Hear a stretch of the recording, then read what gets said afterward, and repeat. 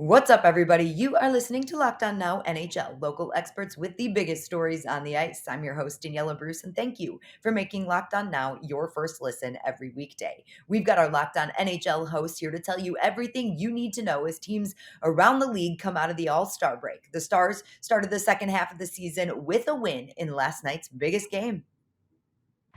The biggest game. The Dallas Stars beat the Nashville Predators last night to come out of the All-Star break with big momentum. Our Locked On Stars host says it was a huge win for Dallas against a rival to build some confidence. Well, the Dallas Stars come back from the All-Star break with two massive points. What's up, everyone? Dane Lewis here with Locked On Stars, coming to you after the Stars' massive win over the Nashville Predators here at home, starting off this 8-game streak of Central Division opponents with a win. Of course, always really good to get a win over the rival Predators. Jason Robertson gets 2 goals tonight. Roope Hintz gets a really nice breakaway goal. And Luke Glendening, the icing on the cake, a really gritty play, making a stop on defense, falling on his stomach, getting up, and having a bang-bang kind of play with Michael Raffl. Nice to see Raffl back as well, but Glendening gets the game-winning goal. Really gritty game tonight. A lot of hits from both sides. A lot of penalties early in the game, but the Stars are able to overcome and come away from this matchup with 2 big points. And this is massive as the Stars are now inching closer back to that second wildcard spot.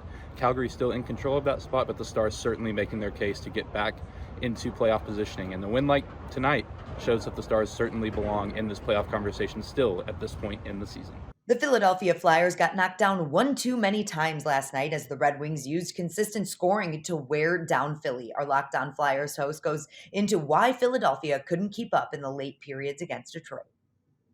Hi, this is Rachel Donner from the Locked On Flyers podcast with your quick post-game reaction to that 6-3 loss to the Detroit Red Wings. The Flyers managed to respond quickly to Red Wings goals with goals of their own twice during this game, but they just did not carry that energy through the third period with only a couple shots on goal, and it just wasn't going to happen for them at that point. The Flyers didn't do a good job on their own end supporting Carter Hart. Hart would probably want 2 of the 5 goals he was on the ice for back, but the defense wasn't helping him clear the puck in front of the net off rebounds either. That also prevented the Flyers from having a solid breakout throughout the game. I think the other big issue that frankly has been plaguing the team this entire season is the power play, and brand new assistant coach John Torchetti has been assigned to help them with the power play, but they went 0 for 5 in this game, and that is not going to get you wins for sure. One bright spot was the first NHL goal for Isaac Radcliffe, who continues to try and prove himself in these games up from the AHL Phantoms with the big squad. His fourth line actually had some of that energy earlier in the game, but again, nobody was really there in the third period. For more on this game and the Flyers all season long, tune into the Locked On Flyers podcast. The Chicago Blackhawks started the second half of the season with a win thanks to a big performance off the bench from the second line. Our Locked On Blackhawks host runs down the box score after a win up north of the border.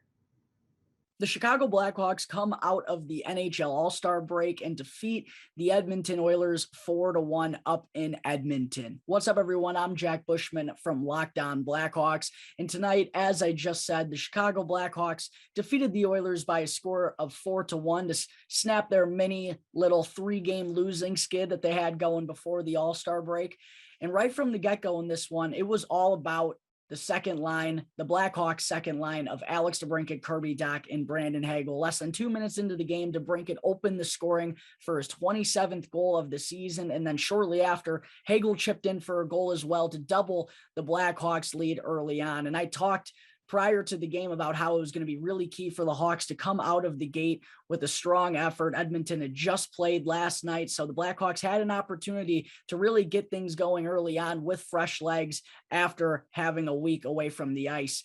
In the second period, though, things did get a little bit dicey. Edmonton came with a strong push. They did manage to cut the deficit in half with a power play goal from Leon Draisaitl, but Marc-Andre Fleury, as usual, all season long, was a rock in net for the Blackhawks to keep them ahead heading into the second intermission. And then out of the gate in the third, Dylan Strome and Alex DeBrincat connected on a beautiful passing play. Strome tipped it home to put the Blackhawks back ahead 3-1. 2 power play goals for the Blackhawks tonight, by the way, which really wound up making a huge difference. And then Kirby Dach added an insurance goal late, and the Hawks hold on to defeat the Oilers 4-1 up in Edmonton. A good way to start this current 3-game road trip.